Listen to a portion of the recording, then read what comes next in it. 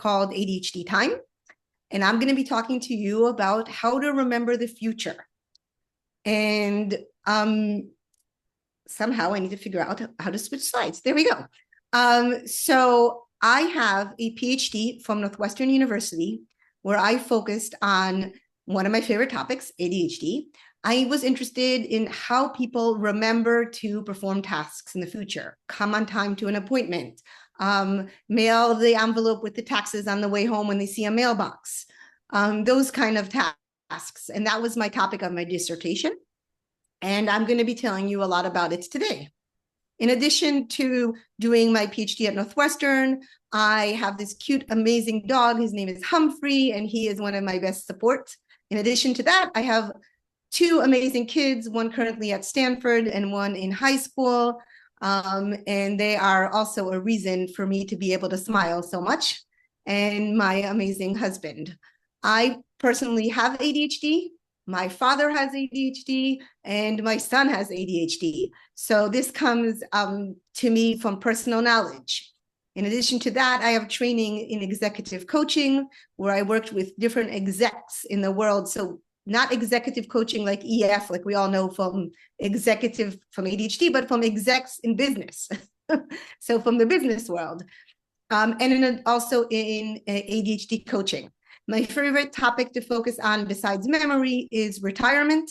I am very much interested in life transitions. I help people transitioning from college to work to a better work even, or management, and then to retirement, or the modern version of retirement, which is very different than what retirement used to be.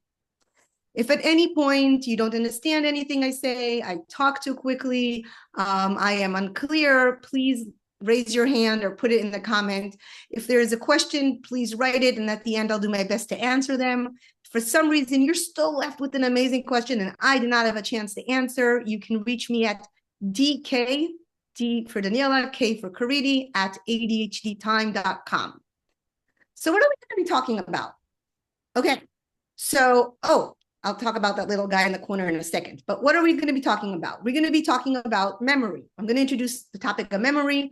I used to teach a course at Northwestern for memory. So I'm going to try to get you a whole semester in 10 minutes. Good luck to all of us. Then I'm going to teach you a little bit about prospective memory, which is the ability to remember events in the future. Then I'm going to talk about ADHD and prospective memory. And then I'm going to make sure that you leave with some tips and ways to improve your prospective memory. And at the end, I'm going to give you guys some time to ask me questions. You can see on the left side of the screen, there should be like a little icon with a little running brain. If you scan that, it will lead you to a page that has like a PDF sheet of a lot of the memory terms I am using today. So if you want that, you can scan it. It will also appear again at the end of my presentation. And I can also, if needed, you can email me and I will send it to you. So a little bit about basics that we need to know when we're talking about memory. So we know that memory is just not one thing, okay? And there are several components to memory. So it's really important. We're not thinking about like one chunk. There's different types of memory and they have different challenges because they're different. Forgetting is a critical part of memory. If we would have remembered everything, we would have most likely ended up in a mental institute. We do not want to remember that kid that sat next to us in 3rd grade, the smell of their fart. We really don't. We really don't need that. So our forgetfulness is an important tool. We can't remember everything. And if we kind of, the smile you had when I said that, if you keep that in your mind when you feel bad about forgetting stuff, if you remember that forgetting is part of life, it's not always negative. It has also positive components, and it is necessity for us to not explode. There are a variety of reasons and causes why our memory could fail or why we could forget things. And we're going to be trying to talk about it in that kind of language. Instead of thinking of ourselves as bad, like, oh, we don't remember stuff, we're going to try to use words about the strategies we are to be better at avoiding memory failures. So what exactly is memory? Memory basically has three main steps: encoding information, so converting the sounds, the smells, the sights we have into some sensory information that we can move into our brain and process. Second part of it is storage. We put it somewhere, and the third part of it is retrieval. So it's taking that information from wherever it is stored in our brain back into words and sounds and smells, and retrieving it when we need it. So those are the basic three steps of memory. What is short-term memory? Short-term memory is literally anything between millisecond to 1 minute. The minute it passes 1 minute, we are no longer at short-term memory. So short-term is very short-term. Everything above a minute is long-term. Okay, up to a minute, we're talking about short-term. Everything above a minute is long-term. Now, before I continue, I'm going to ask help. When you guys see a tree, I need you to write the word tree in the comments. And when we hit the 20 minutes point, it really will help me if someone says 20 minutes. So I kind of know you can say it, and then, or you can raise your hand, any of those. So I'm going back to what is short-term memory. Short-term memory is a limited capacity that we have up to a minute that lets us remember things, but it has limitations. It is extremely limited. We know after many, many studies that there's a limit to 7 items plus 2 minus 2. So an average is 5. Some people remember 9, some people remember 5, but not more than that. By the way, that's why phone numbers are divided to 3, 3, and 4, because they pass the capacity of our working memory and our short-term memory. It's kind of like the temporary holding space, like a notepad where you can put things for temporary, and then it needs to move to long-term memory. So what is working memory? Working memory is a type of short-term memory, but there's some manipulation that happens, some work that happens there. So the best example I can give is if I tell you 6 plus 7 is, and you're trying to calculate that in your head, you're using working memory. That manipulation is working memory. If I tell you 7, 9, 8, and I tell you rearrange that in the right order, that rearranging, that active activity is using working memory. So there's some active manipulation on the information. When do we use that in everyday life besides solving math problems? When I, like, for instance, trying to make a decision between 2 options. I'm manipulating 2 pieces of information. I'm holding up 2 ties and I'm trying to decide blue tie, red tie. I'm using my working memory. I'm making a decision on it. If I'm trying to choose any choices that we're making, basically, any planning that we're doing, that's all happening in working memory. What is sensory memory? I hear that term sometimes. People use that. I want to make sure people understand. Sensory memory is a type of short-term memory. And it's basically that fleet image that we see for a second. And then if we close our eyes and we can, like, see the same object again, that is using our sensory memory. It is, again, short-term from 0 to a minute. And it's what we need to be able to take that information and convert it into our brains. So very short. It's kind of like if you hold a memory card and flip it right away and tell someone, what did I show you? That's kind of what we're doing with our brain all the time. That's sensory memory. And why do we call it sensory? Because it's for all the sounds, sights, touch, smells, all of them together. They are part of our sensory memory. Again, short term. So what is long-term memory? So long-term memory is all the information that we have that's above a minute.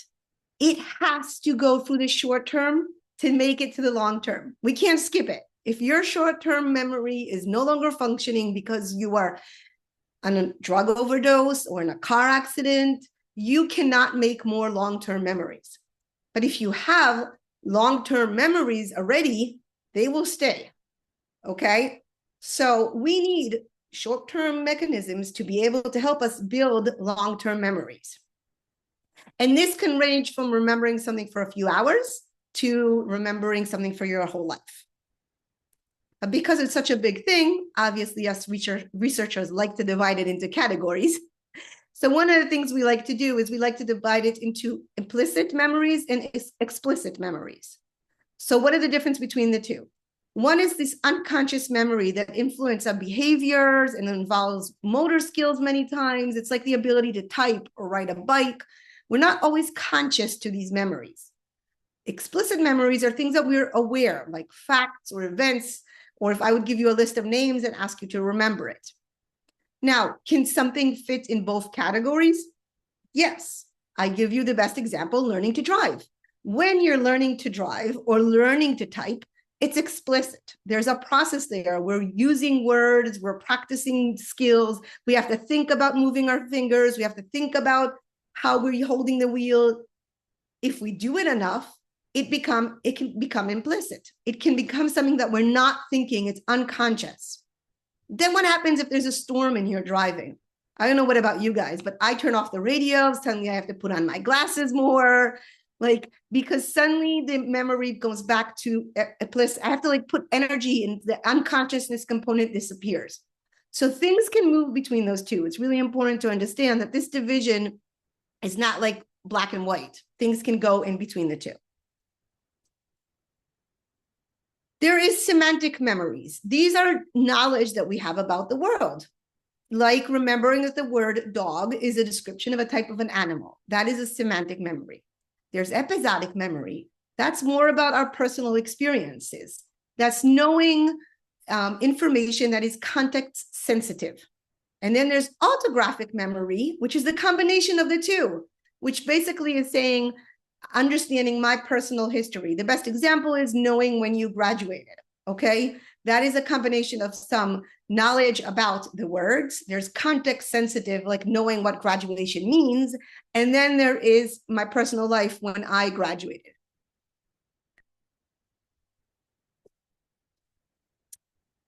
So what is prospective memory? Prospective memory is the ability to remember to execute previous intentions. Basically, it's remembering to remember. So my best example is if I tell you, take your medication at 7 p.m. There is something you need to remember to do. Remember to take your medication at a specific time, 7 p.m. We use prospective memory every day.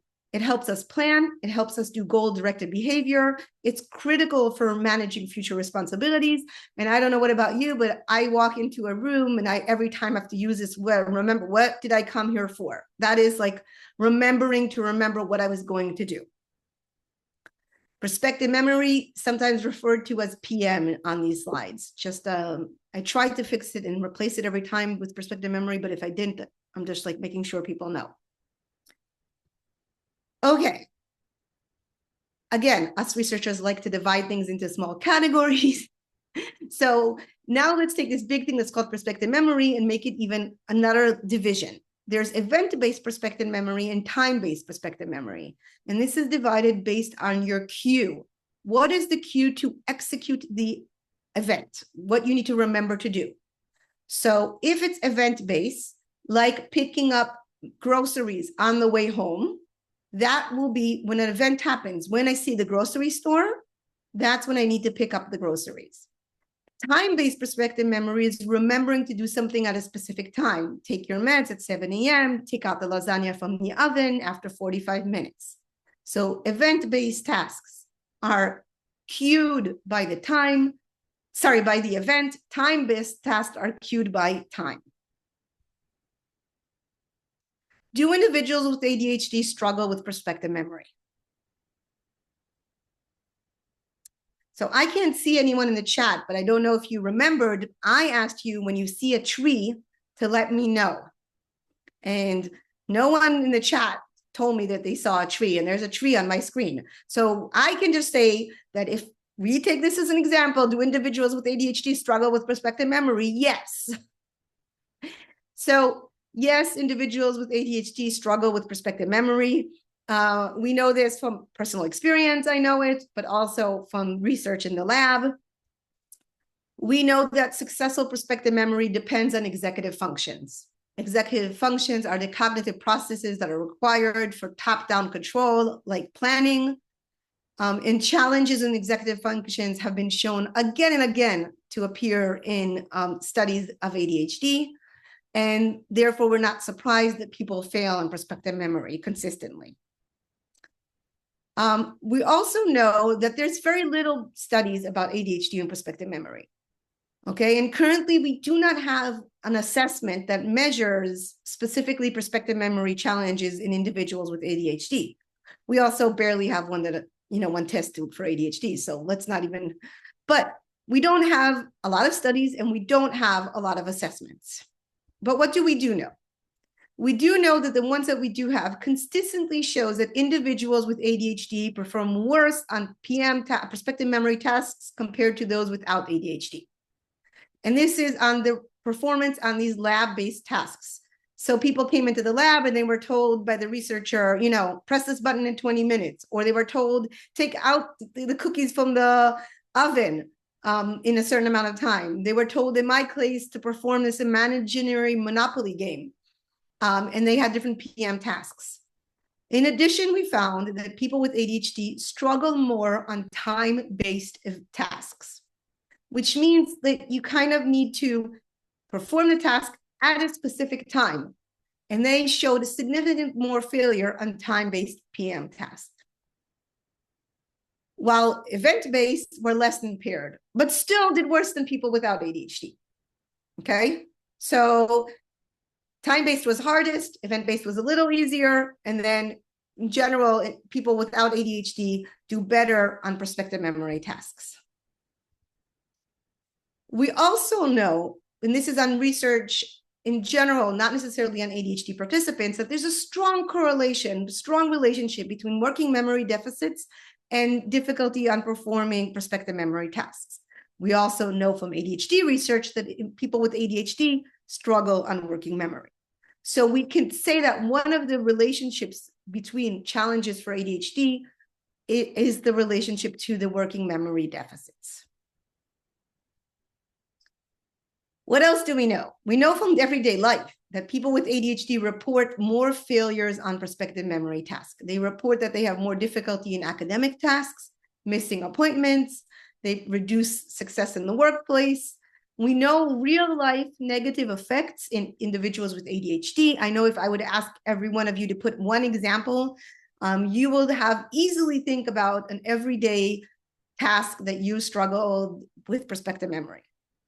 And we do have a study that had showed that there's increased rate of missed work deadlines and forgetfulness and challenges with family responsibilities. So we even have one study to support this link that we can say in everyday life we all experience.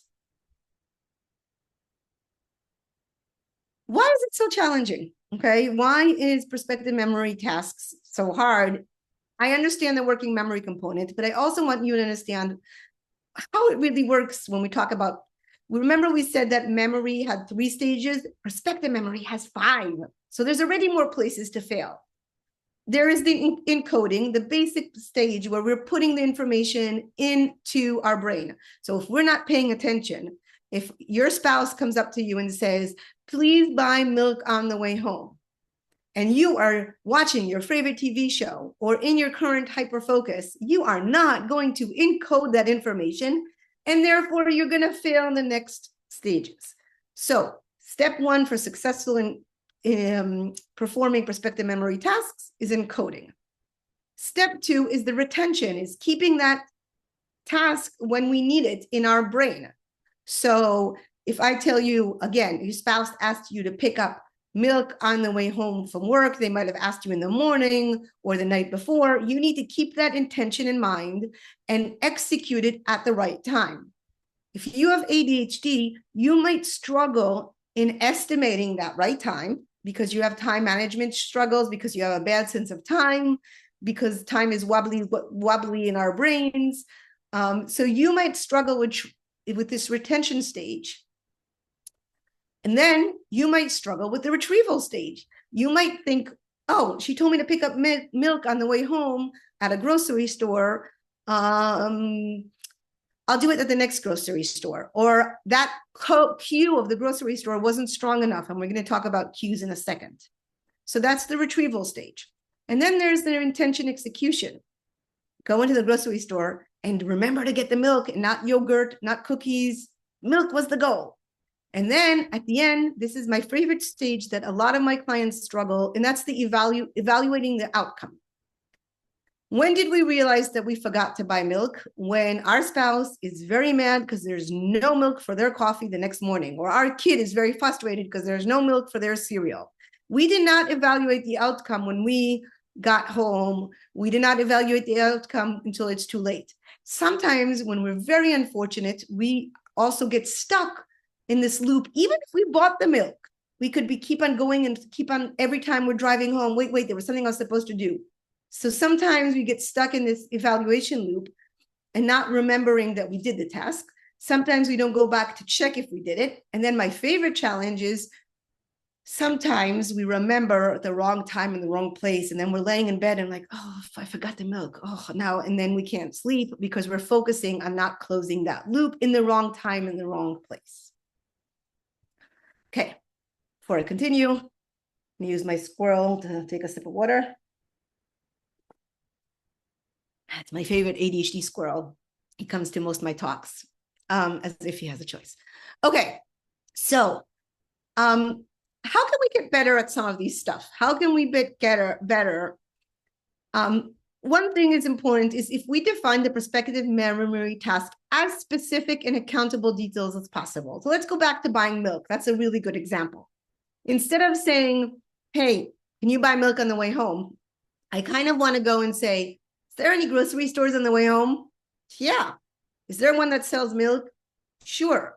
Which one? Oh, the green grocery store. So let's say stop at the green grocery store and buy milk. I don't know about you, but my house, milk, that is so not specific. We have like 7 types of milk.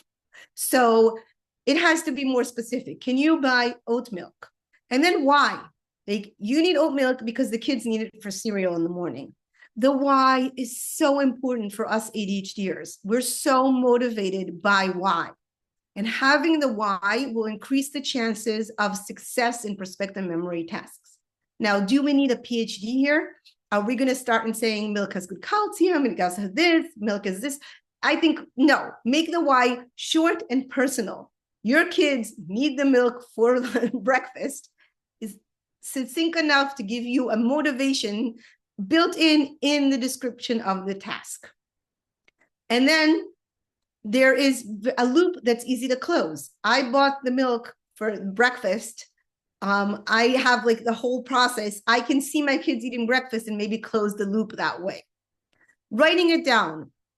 I'm going to tell you that your working memory is bad. Your prospective memory is bad.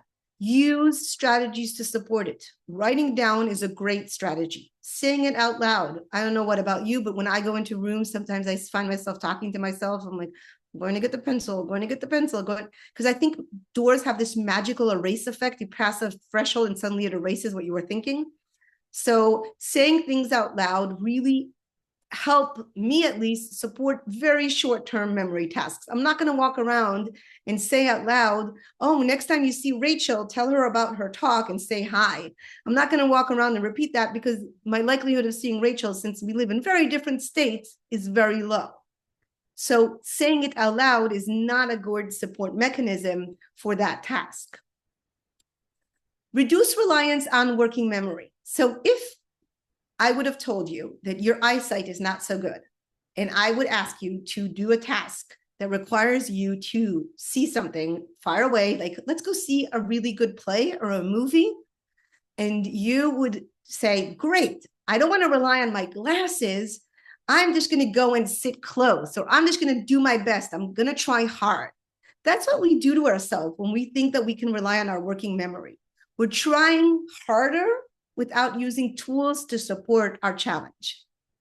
So when you're thinking about all these strategies, think about these are your glasses. This is your trying harder, because squinting is not going to help improving your memory. I can't see the chat, so if anyone has anything important in it, please let me know. So what is a good cue? So if we need to queue information, we need to do better at queuing the tasks. So what makes a good queue? Does anyone see that there's a tree?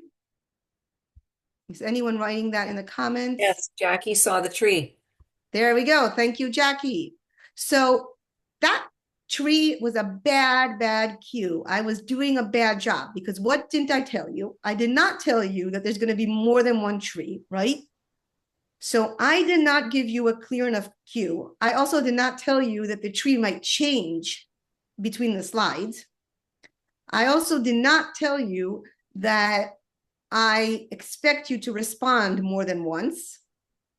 So my cue and my task descriptions were really bad. So what can we do to be better at having good cues? One is we make them distinctive.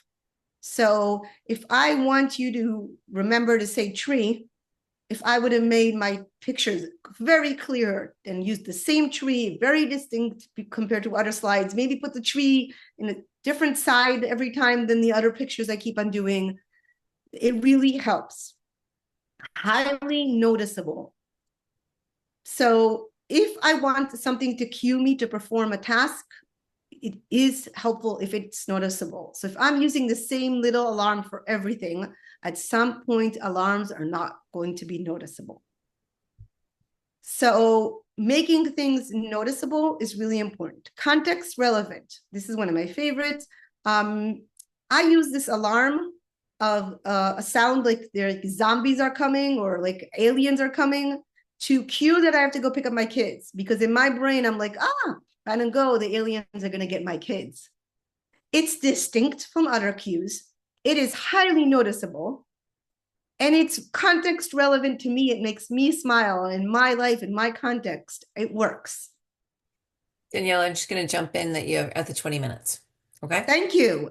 What type of task was that? That was time-based. Okay. I asked you to do a time-based task. I told you to tell me when a certain amount of time passed. Now, you had a higher success of chance because you felt obliged to me because I'm your speaker, I'm your guest. So you cared.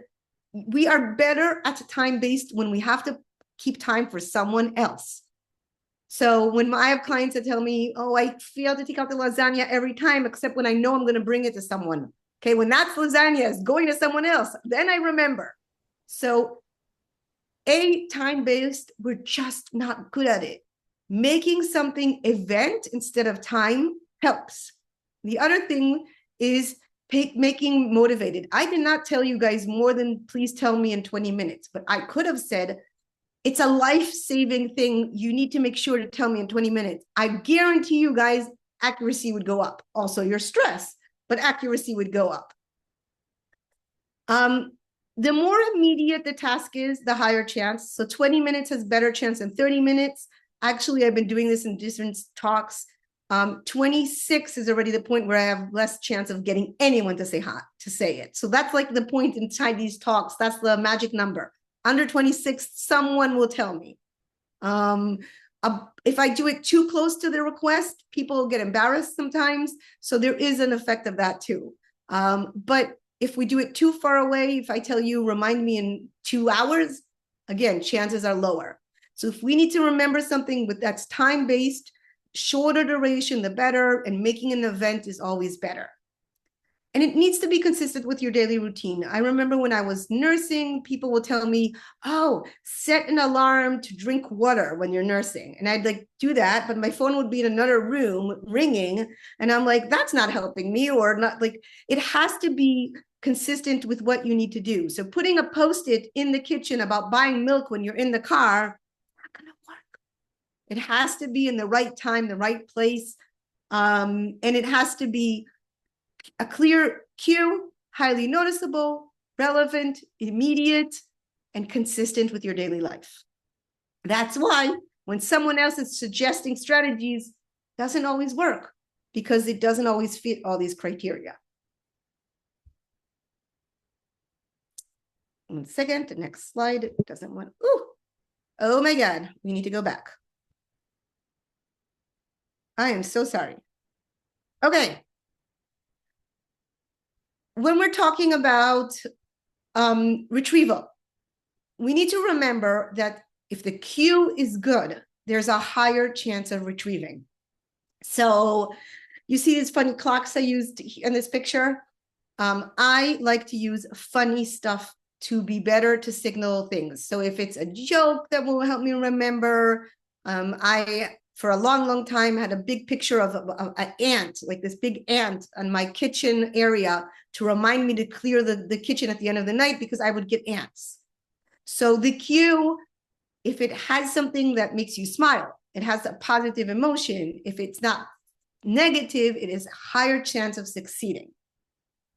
But if it's visual and auditory, it will grab our attention even more. So I personally think that 3M is surviving on me or me and my ADHD friends, but I use all types of Post-its you can think of, and I put them in different places.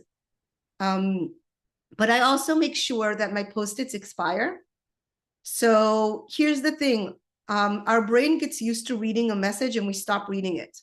So if we don't remove that Post-it at some point, we will start ignoring it. When my kids are younger, we used to do this thing where they would walk around the house and I would ask them to collect all the Post-its, and then one that found the most Post-it would get a prize. It was a way for me to clear out the old Post-its. And I strongly recommend, if you're using a strategy, remember that this strategy will have an expiration date and it might not last forever. We're not trying to find a solution to remember everything forever. We're trying to remember things for now. Time-based is better if it's converted to event-based. And then multiple layers. Don't trust yourself if it's something important. I will put a Post-it. I will put, I needed to remember to pick up my son's pants from the dry cleaners because he has a golf competition. I literally put the dry cleaners receipt in my shoe. So if I'm going to put on my shoe, it's going to be uncomfortable if I forget. If I look at it, I'll notice it. I also put a Post-it in the car that says golf competition. And then, believe it or not, he sent me a text message to remind me. So multiple layers of trying to remember. By the way, guess what I'm doing when I'm done talking with you? Is going to go get the golf pants from the dry cleaners because I forgot. So even someone that's the expert of prospective memory will have failures. And part of the reason I forgot was because some other things came up that were really emotional, and understanding that these things happen, that life's happened. I got into a very important phone call with someone, and I did not do a task I needed to do. The way you talk to yourself about these failures is the difference. If you talk with, look, something really emotional happened, it makes sense you forgot, okay? You're going to go get it them now. It's going to be okay. You remembered now. It's better now than never. The competition's tomorrow. You're still okay. That is better than saying, oh my God, I'm so terrible. I always forget. How can you trust me? Like, that negative language that we're speaking to ourselves is half the problem. Now, I'm lucky because the dry cleaners are open until late and it's only tomorrow, the competition. But we do have cases in life where we forget and it has a negative consequence. And we need to understand that and take ownership. I'm going to go back for a second and I'm going to put this slide. The problem is not what we forget, it's how our spouses remember it. And that's just like a joke. Used to hang in front of my memory lab. Also, we used to have a sign on the first floor. If you can't remember where you're going, the memory lab is in the second floor. But my point is that forgetfulness is only a problem when it has a negative consequence. And when that happens, we need to take responsibility. We need to try to fix it. We need to explain, but we definitely need to speak nice to ourselves. Okay. I am going back a second because I went too much forward. I am so sorry, guys. The slides today are really having issues with me. Give me 1 second.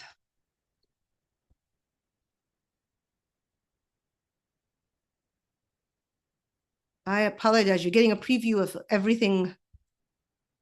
You're getting a preview of all the talk. I am really sorry. Okay, I'll tell you when I'm stopped. I'll tell you when we made it.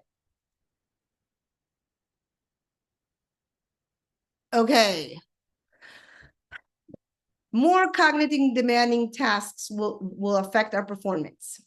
If you're in the middle of an emotional conversation, solving math problems, focusing on your latest hyper focus of knitting, all those will affect our chance to perform successfully. Also, how long we need between the tasks. So if I told myself I need to go pick up something and then 5 hours passed versus 5 days, the more time passes, the more reminders we need to put. Okay, the negative correlation, there's like a higher chance of failure the more time passes if we rely only on our memory without some external reminders. So an ongoing task can affect us negatively. Did anyone write tree over there? Yay, thank you. This is also a tree. Is it a good tree for cueing tree? Maybe not. Did someone notice it because I talked about tree? Yes. I would like to tell you that I gave this presentation at the conference and people for the last 3 days after that kept on telling me, tree, hi tree. Like, you know, sometimes a cue can stick with you and you can use it also.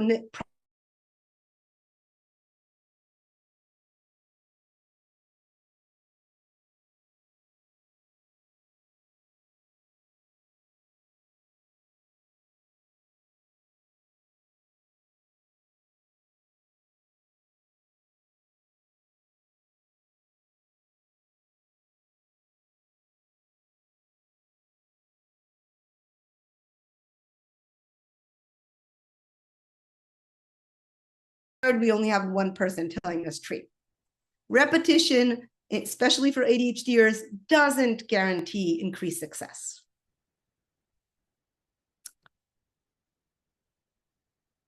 Okay, as we said, forgetfulness is only a problem if it has negative effects, but let's talk about the forgetfulness curve for 2 seconds. In the beginning of research, people came into the lab. I think this is a graph from 1920. It might be 1910. Don't like, you know, I can't guarantee, but the idea is that people came into the lab and they were given a list of words and they realized that people forget immediately 40% of the information they were told. 20 minutes later, we are down to forgetting almost 60% of the information we were told without repetition. And if we look at 31 days out, we will remember about an average 20% without repetition. So we decline in our memory automatically. The minute someone told us something, we remember it 40% only. So if I give you a list of words, you are going to forget 40% of that list immediately after I tell you it. So when someone introduces themselves to you and they're in a group and there's David and Mike and Sean, and we had 10 people introduced, we're only going to remember 6 of them immediately without even having ADHD. This is average person. If you had ADHD and you were very focused on the fact that Mike had a mustache and that's it, you didn't even hear the rest of the people, then there is no chance of remembering what you didn't hear, right? So we have to understand that repetition is critical to fight this line. So what do we do to fight the forgetfulness? We need to regularly reinforce information. We need to improve the clarity so we can't focus on Mike's mustache while the other 10 people are telling us their names. We need to make it relevant. We need to say, okay, how are we going to make this relevant to our life? Then we need to make it interactive. It is a lot easier to remember Mike with the mustache if we kind of like do this interactive kind of game where we like Mike, mustache, Mikey, mustache. Okay, maybe now there's Mike, maybe at the end of this we might remember it. Like, so there's something interactive that happened there that increases automatically the chances. And then practice. This is where practice helps. Practice, practice, and practice. We can get better at memory. It's not something that we can just kind of like, we can improve. We can improve. So practice helps. What else can we do? We can use reminders and alarms. We can use visual cues and sticky notes. We can use location-based reminders. I have this GPS location-based. Every time I pass by my library, it pops up and asks me if I have a library book to return. 2 years with no fines for library books. Don't forget that the fact that the library decided to stop finding people. But I also am not getting emails with the like, hey, you forgot to return a library book. Because every time I pass by the library, it automatically pops up and asks me, do you have a book to return? So that is a location-based reminder. Also, you can have some digital assistants, a variety of them. You can use Alexa in your kitchen to remind you stuff, or Google, or any other kind of digital technology that can support reminders. We can use body doubling. We can use our spouses. You know that thing where you walk by and you say to your, hey, remind me later to do this and this. That is using a live partner. Your colleagues at work can sometimes serve that. And then we can use task management apps to track some stuff. So if we're trying to remember to drink more water, we might be able to every day in a habit tracker put our water intake. That could also increase our remembrance because we are tracking our performance. The tracking itself can provide as a reminder. And that was my reminder to drink. So we can use that variety of. So I want to go back to the last phase. So we talked about encoding, we talked about retention of the time, we talk about retrieving, we talk about clearly describing what we need to do. Let's talk about evaluating the outcome. If we struggle to see what the result is, we will not succeed in prospective memory. So this is where a lot of coaches like, oh, when you know your goal and you can measure it and you can evaluate, you have a higher chance of succeeding, partially because you can evaluate the outcome. There's a higher chance that you remember. So if I want to eat healthier, there's a higher chance of me remembering to eat my salad if I had some measure that I defined salad as a correct link to outcome of remembering to eat healthier. Maybe that's not the best example. And now I'm hungry for salad. Let me think a second about a better example. I might come back to that. But having a clear outcome to our prospective memory task increases the chance of success in the task because it allows us to evaluate that we have completed the cycle and we have completed the whole 5 steps. Now, I've been talking a lot about how ADHD can negatively affect prospective memory. I want to say that everything in this list can affect prospective memory, and there's more things. So just aging will affect your chances in prospective memory. Any medical conditions, I don't know how about you feel, but when I'm taking antibiotics or when I'm sick, I forget more. I'm more tired. I'm not sleeping. Lack of sleep is very critical for prospective memory performance. They showed this study. It's one of the studies that they use to decide how many hours drivers of trucks need to sleep. So basically, they showed that a certain amount of sleep is necessary to remember to perform basic tasks like driving, even when you're a truck driver. So sleep is critical. Pregnancy, menopause, any of our hormonal cycles. I've just put pregnancy here, but all of the cycles, premenopause, menopause, where you are in your cycle could affect your ability to remember in a negative way is what I'm talking about. Definitely brain injuries, or having chemotherapy, or taking drugs or consuming alcohol can all have a negative effect on our ability to remember tasks and perform them in the future.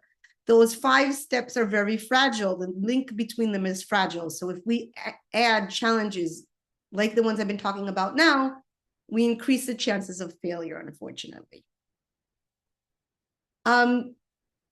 So there's a little bit of research, very, very limited, about COVID-19 and prospective memory. This research comes from Norway, and a little bit of like an ADHD side quest.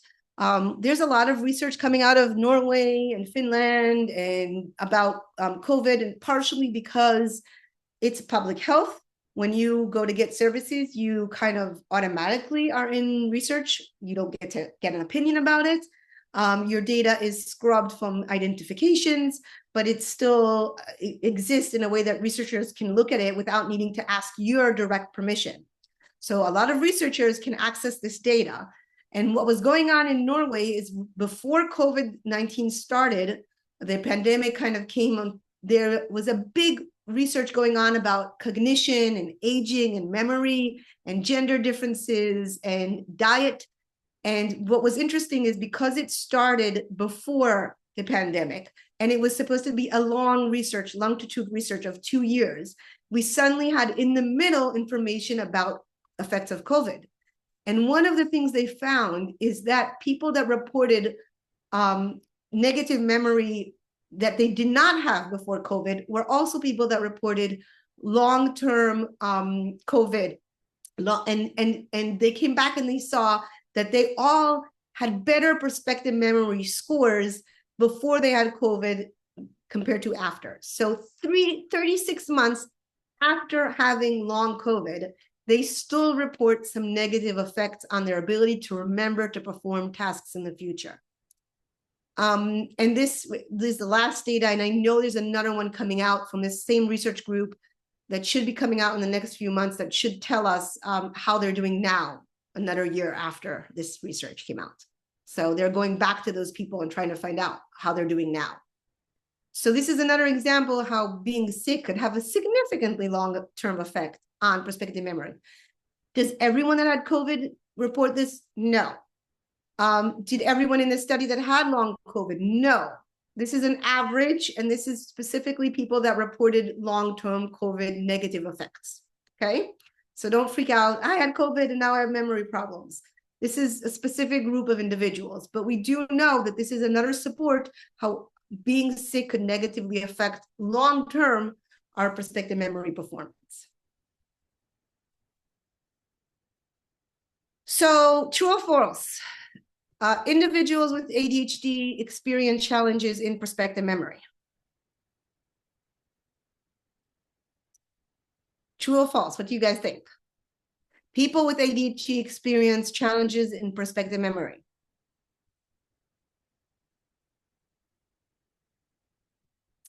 So yes, this is definitely true. We have all this data that shows that people with ADHD experience challenge. Making prospective memory cues easier increases the chance for success. True or false?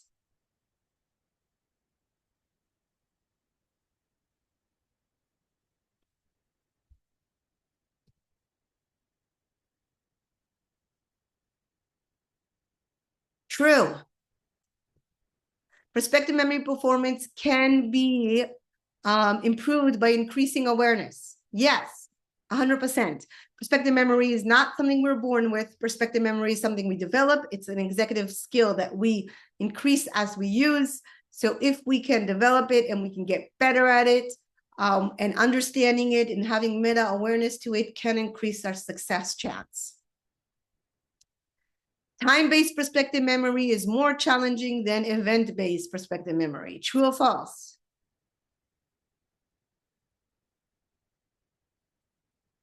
True, specifically for those with ADHD, but in general, time-based tends to be harder than event-based. The demands of an ongoing task can negatively affect our performance. Yes, 100%. There was a study that took pilots, and they did this where they had to they were in a training course. They all learned these steps. They did the steps very successfully. They passed their exam, and then they asked them to do the same steps while they had to do some math problems at the same time. The harder the math problems, the more steps they forgot. So what you're doing while you're trying to shift to perform your prospective memory task, if it is cognitively demanding, if it's emotionally demanding, if it's dopamine interesting, the higher chances that you will fail in performing your prospective memory task. And last question, did you learn something new today about memory? True or false?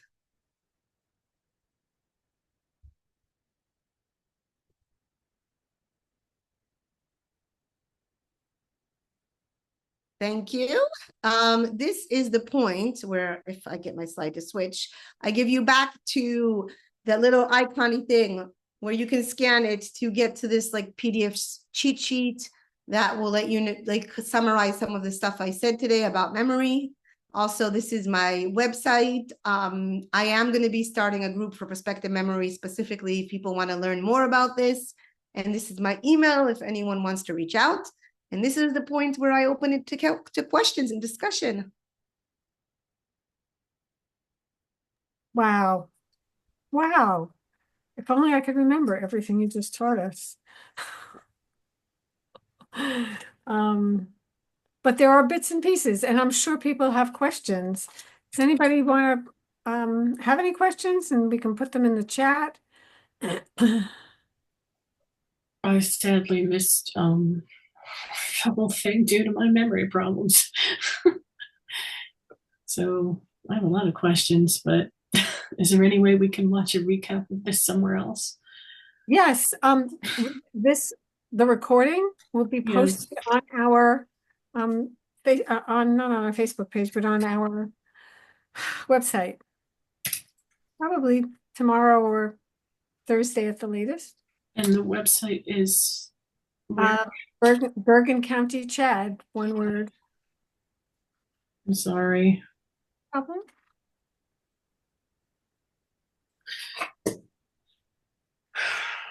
Does anybody else have any questions or thoughts or comments? There was so much here, like such great stuff that I just want to start trying things because I related to so much of it. Yes, I understand that. If you needed to start from somewhere, where would you start? I think your multiple reminders, like I love the fact that you put a note in your shoe. That's brilliant because you can't miss it, right? So I thought that was really interesting. Just multiple reminders and really putting the reminder at the point of performance.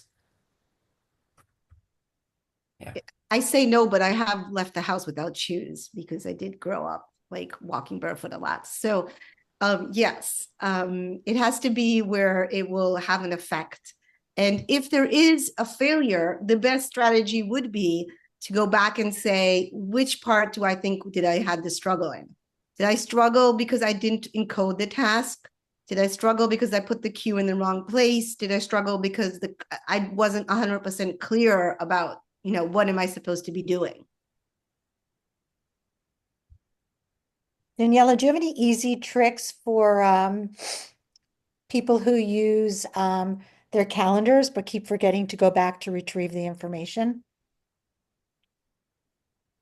So you use a paper calendar and you forget to go look at it, just confirming what you're asking?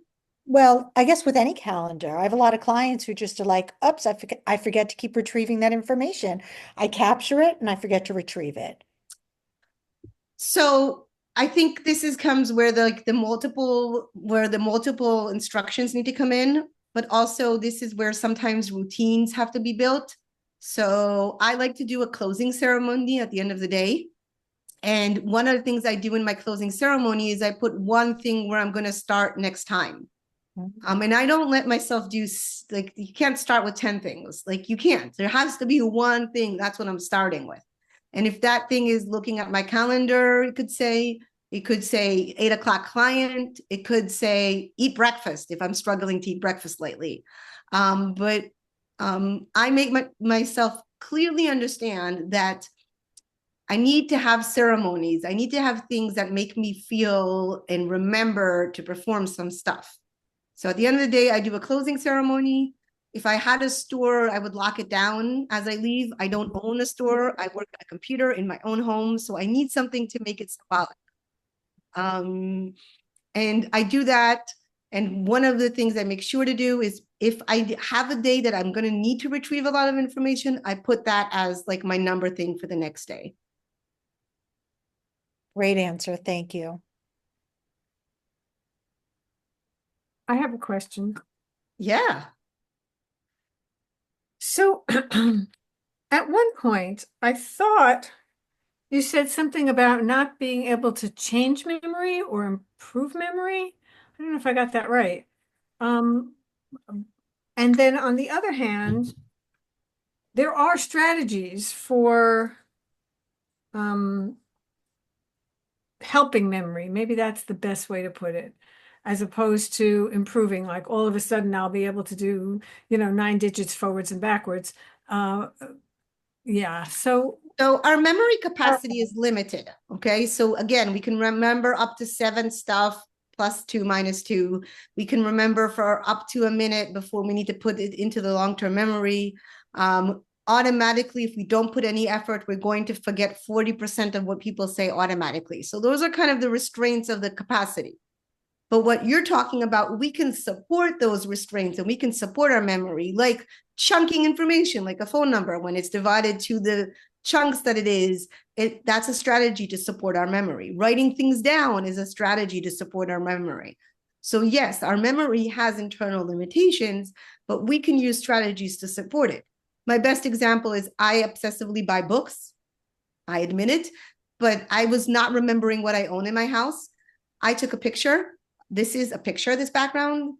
If I'm going to go buy a book now, I open my picture and I take this picture once a month. I change it so it's updated. It's kind of my thing now. But if I'm going to buy a book, I open it to make sure it's not sitting there already on my shelf. I know that there's a limitation to my memory capacity to remember all the books on the shelf. I know I'm going to buy books at the next conference. It's going to happen. So instead of fighting it, I'm going to support my memory with a picture, with a strategy, with a habit, in order to increase the chances of me not owning 7 times the same book. sounds good. Doesn't mean it doesn't still fail, but it has a reduced increased chance. Like it's about controlling what we can control. Right. So you use the words writing things down, and I believe there's been research about typing and putting things into our brain and writing and putting things into our brain. Can you speak to that?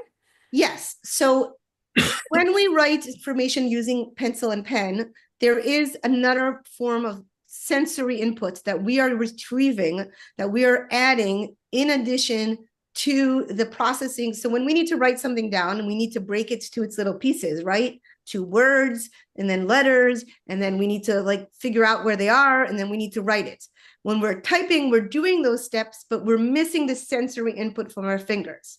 So theoretically, and here's going to be a second, I'm going to put a caveat on that. Theoretically, when we write with pencil and pen, we increase our chance to recall it. Saying that, the studies have shown that 6th graders at the moment remember typing and better than handwriting. And we know that in the future, I might be saying this and people will say, but writing is so sensory hard for me because I'm not used to it because I type so much, that it loses some of the benefits because I'm now thinking about the motor skill. We don't think so much about the motor skill when we're writing because we are in that generation that writes automatically. I think that in the future, it's going to shift. Kids will type and remember it better than when they handwrite. But at the moment, studies support handwriting. I have a question about the handwriting. Yes. Because I agree with what you said about the generation. But to try and improve my memory, I have been teaching myself how to play guitar for the past 2.5 years, right? And I write the things down on a piece of paper what the notes are, but still 2.5 years later, I still can't remember some of them. And you would think after all of this time writing it down on pieces of paper, that I could remember. So obviously that is not working, and I don't understand what to do to get information into my brain. So I know that when we're learning music, for instance, we talk about using more sensory input as possible if we're struggling. So for instance, you're talking about writing, I would say color code. I would say while you're practicing, see it visually. So there's these things where I know it from piano. I'm not a big guitar, but when you do piano, like you can follow these software where it shows you the notes and what you're touching. You also can do the opposite where you're listening and writing and then writing and listening. So it's about multiple practice and accessing. And I'm going to say the hard information. The more we age, the harder it is to remember and learn new skills. So why is it easier when our brain is more plastic, when we can create more webs to information? It's easier to learn music and language and new skills the younger we are. Sorry, it's bad news. I know. It doesn't mean you can't do it. It just means that you have to support it with more multiple resources, and it will be harder. It just will be harder. I am doing it. Can I add something to that? Getting there. Marianne, first of all, to cheer on your determination, I think is great.